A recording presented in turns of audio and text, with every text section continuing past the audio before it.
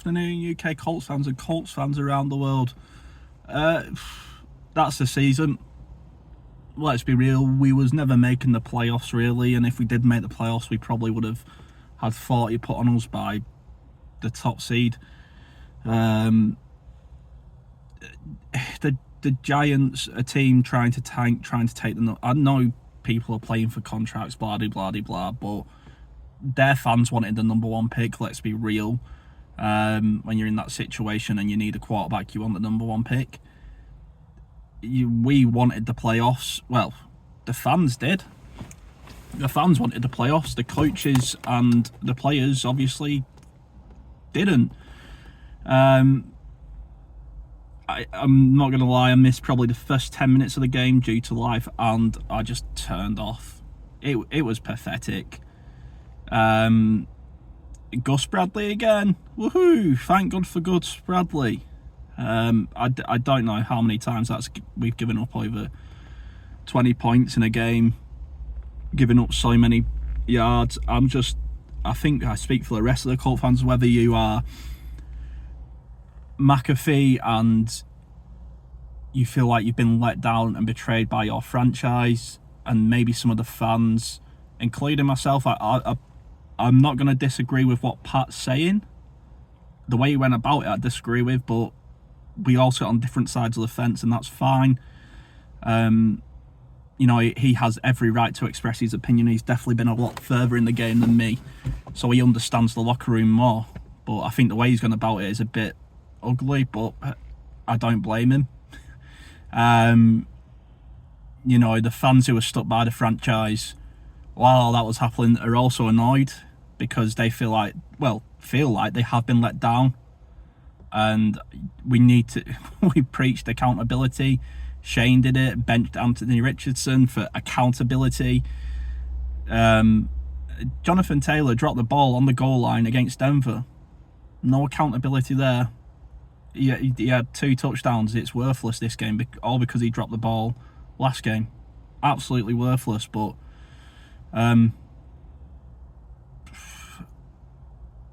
I just don't know, man. I think, like the rest of the Colts fan, it's just been, I think our group chat summed it up the best when we started saying this has been 6 years of nothing mediocreness. Chris Ballard, no risk, no reward. It's I laugh because it's got to get better, but that's exactly what Shane Steichen says. It starts with me, it's got to get better. Well, you've been saying that since week 1, and it's not gotten better. And Pat McAfee, whether you agree or disagree with what he said or how he does it, it brings up a sterling point. There's the locker room players not turning up to meetings, just doing the basics, and we're trying trick plays on the goal line. It's the 2-yard line. You've got Quentin Nelson and Ryan Kelly, probably one of the best interior pairings in the NFL, and Jonathan Taylor, one of the best backs in the NFL. And you don't feel like you can run it on the 2-yard line? Like, what are we doing here? Like, we can't do these trick plays because we can't even do simple plays. There was a play where Joe Flacco just launched the ball at Jonathan Taylor's head.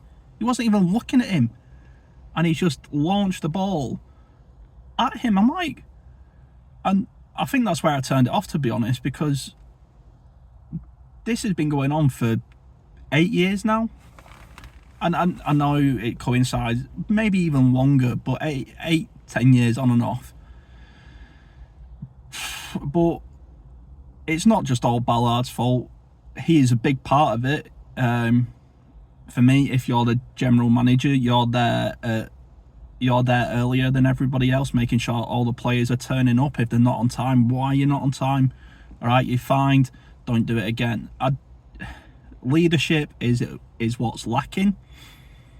But again, because we have no direction from the top. Now, Jim Irsay has overcome a lot in his life. I say that with a pinch of salt, understanding that he's come from a very rich family and a very rich lifestyle. But he has overcome a lot in his life, and he has done a lot for the state of Indiana and Indianapolis itself. and the Colts and Lucas Oil Stadium, the Irsay family have done a lot for Indianapolis. But there's no direction from him, no accountability from him. Whether we need to look at maybe bringing in the daughter, Carly Irsay, pretty sure that's the name of the eldest, as someone who can be a bit more active, so Jim can rest and just take it a bit easy. Maybe that's something we need to look at, because we've got no direction from the very top, which then leads to neglection of duty from Chris Ballard because he's busy at putting out other fires, which then leads to just complete explosions. And we just play the Giants, who are 2-13, and I say this is a very mute point and a very Indianapolis point when I say we're bad, because they've 2-13 and no longer 2-13, now they're 3-14 thanks to Indianapolis. But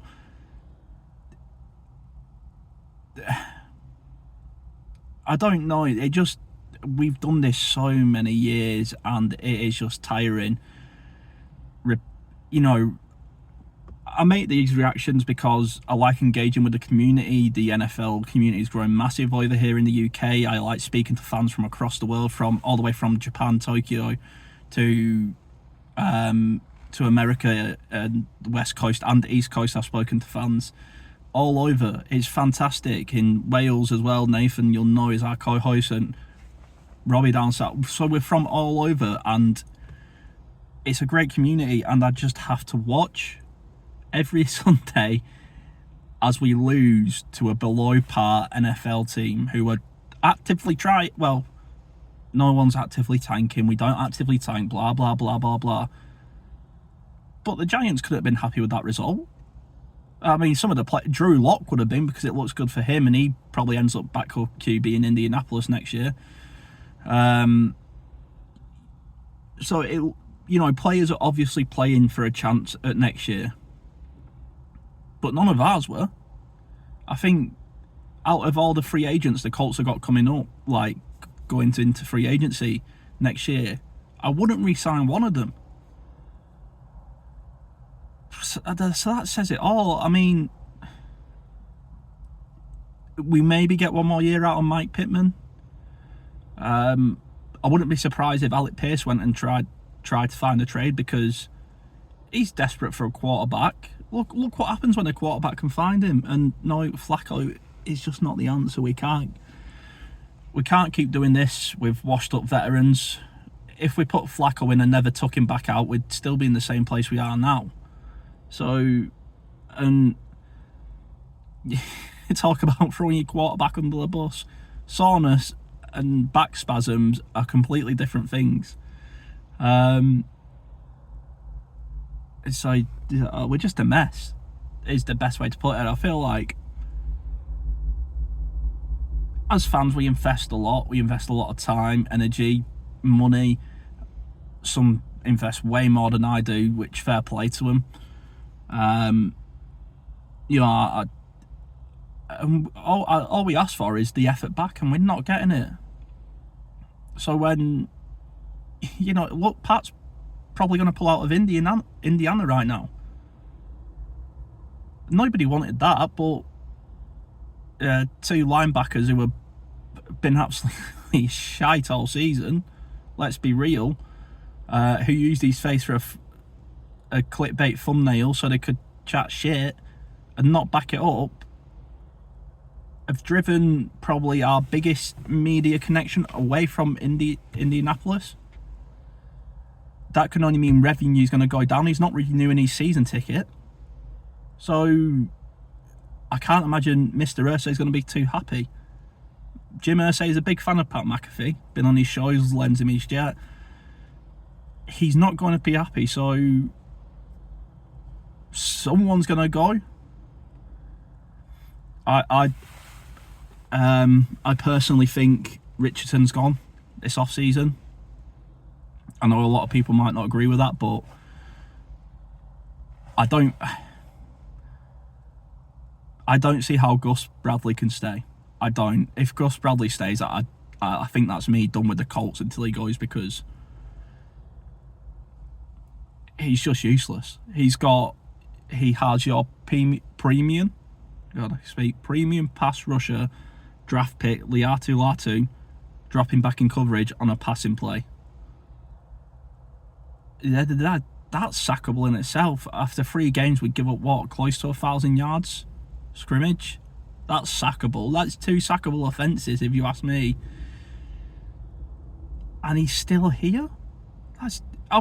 God, I wish Jim Irsay and Chris Ballard were my boss. I'd chill out. Wouldn't do any work. Matt Gay has been just subpar all year. And he's the 2nd highest paid kicker in the league. That doesn't look good. And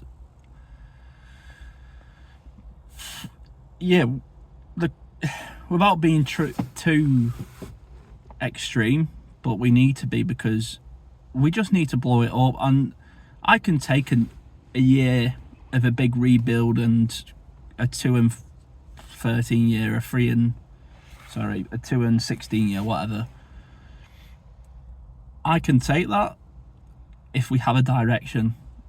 But if we're doing the same thing again and we're 7-8 and 9-8 and 8-8 and just inconsistently bad, and we're running back with, I don't know, Jesus Christ, I don't even want to say the name, but Carson Wentz could be back.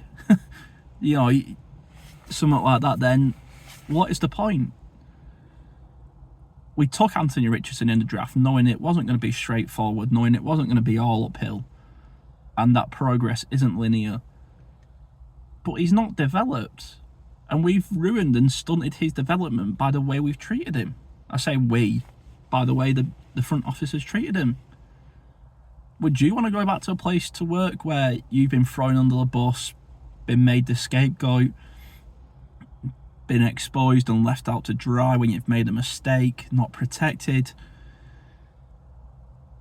Your wide receivers can't catch anything. Your tight end room is non-existent. Your O-line's getting older. You know, would you want to be that quarterback? I probably wouldn't. So I could potentially see, I could see Anthony Richardson going, just because I think he was done the moment he got benched, and I don't want to get into that and this because that would be a 2-hour video. But I think he's done. I think we've seen what Ballard do. He saves his own back before anybody else's. And I think next year we go into another season with another backup quarterback or a veteran quarterback, and we just the same again. A lot of people will think Ballard's not here to make the draft pick. If I'm right of what I saw this morning, we're probably going to be picking about 11th. If results go our way. If not, probably a bit higher. A bit lower. And we're probably going to take... I don't even know. I give up with Ballard. I've tried defending him. I've defended a lot of the Colts recently. I defended this franchise even with Anthony Richardson's tap out. I defended, not defended it, but I could understand what had happened and why it happened and where the mistake was, because that's all it was, a mistake. But yeah, it's just the same old stuff. I don't know. It's as simple as that. Like, I've been doing this podcast vlog, tweeting this content with others, and not just me, you know, the guys who do this pretty much full time and somehow with full time jobs, you know, bring the juice for the culture guys. She called me Fugo. The guy does the live reactions, which is really funny content. George on Sport, who's a big Colts fan. You know, all these content creators for the Colts who are trying to drive a new audience, a new era, trying to live with a new quarterback in Anthony Richardson, and we just fumbled it. I mean, something needs to change, radical change. I don't care if we have to rip it up and start from the bottom again, if we trade away some of our big names, because these guys have been paid. They've been paid quite handsomely, let's not forget that. So maybe just a fresh start all round. I can't really think of much more to say than just I would take it if all three at the front office got sacked. Shane was on thin ice after the Denver game, but after this game he's as good as gone, if you ask me. Gus Bradley's been gone since last year, to be honest, and yeah, it doesn't look good for Colts fans. On some brighter news, the UK Colts fans are fine. We've hit over 130 subscribers on YouTube. I get it's not your thousands and millions of the national channels, but it's big for us, and I'd just like to thank everyone who comes in and joins in with the shows. People like Mikey, you know, I'd like to thank the other co-hosts and everyone who's taken part in making content this year. Robbie, Nathan, Elliot.